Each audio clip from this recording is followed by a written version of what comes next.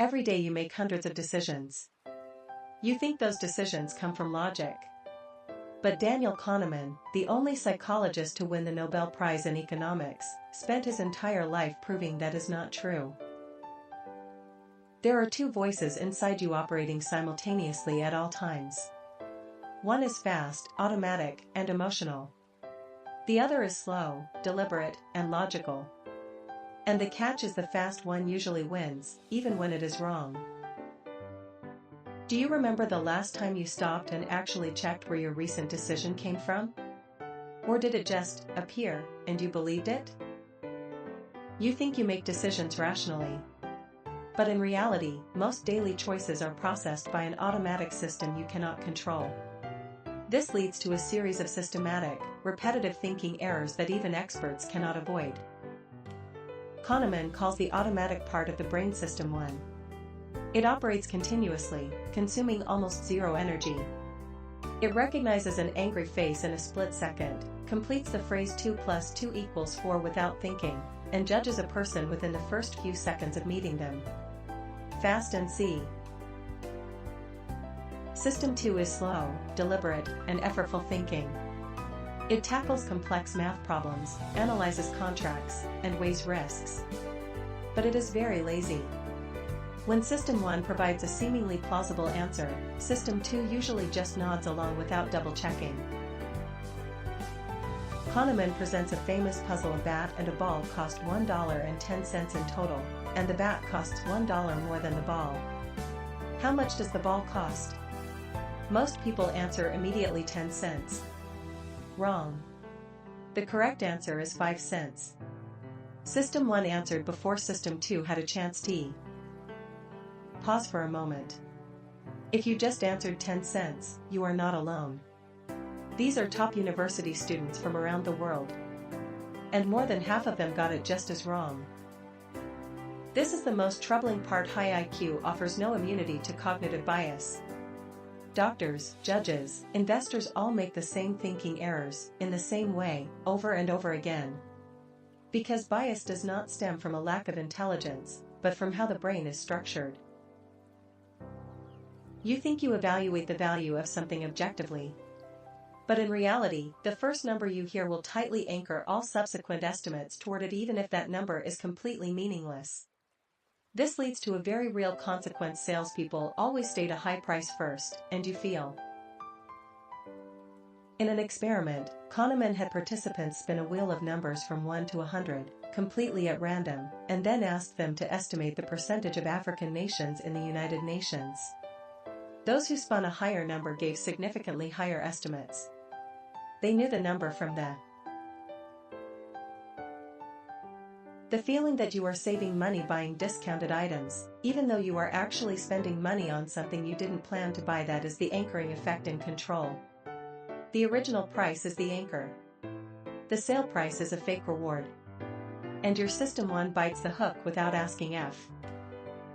Try thinking back to a recent decision, a purchase, a career choice, or an evaluation of someone. What was the first number or piece of information you encountered?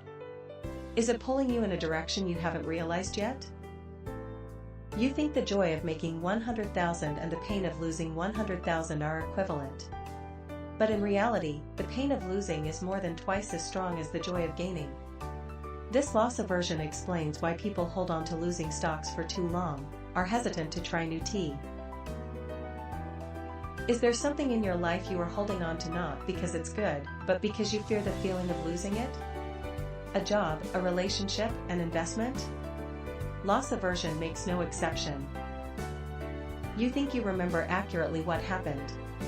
But in reality, after an event occurs, the brain automatically rewrites memories to make everything look more consistent.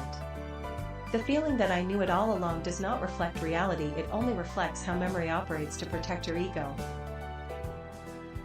Kahneman studied financial forecasting experts for years and discovered that their accuracy is not significantly better than random guessing.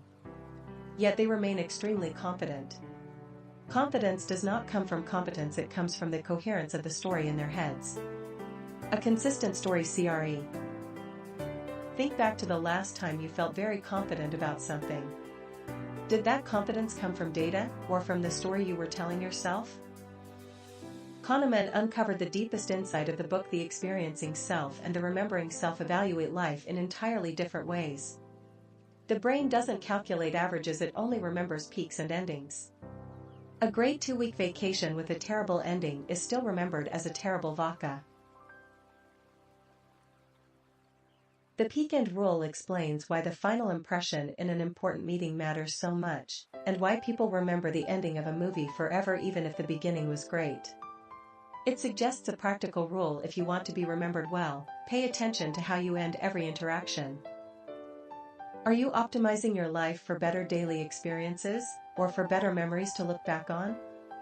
Kahneman doesn't say which is right. But he says most of us don't know which one we are choosing.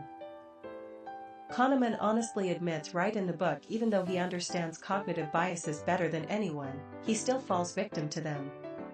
Knowing is not enough. But knowing helps you do something more important: redesign your decision-making system instead of just trying to think better.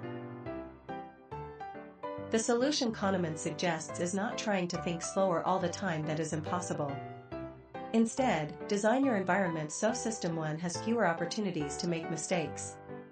Use checklists before major decisions, consult outsiders, and set rules before emotions kick in. Imagine negotiating a contract, choosing a life partner, or investing money while knowing which system you are using, recognizing biases as they appear, and stopping at the right time. That isn't perfection. But it is the difference between a conscious decision maker and someone driven by emotions. Before Kahneman, economics and public policy assumed humans were rational. After him, an entire field of behavioral economics was born. Thousands of policies were redesigned based on how the brain actually works, not how we wish it would work. Kahneman doesn't promise you will be free of all biases after reading it. He just gives you one thing: a language to recognize what is happening inside your brain. And sometimes, just seeing the trap clearly means you've walked past it. Before your next important decision, stop and ask 3 questions. Am I using System 1 or System 2 right now?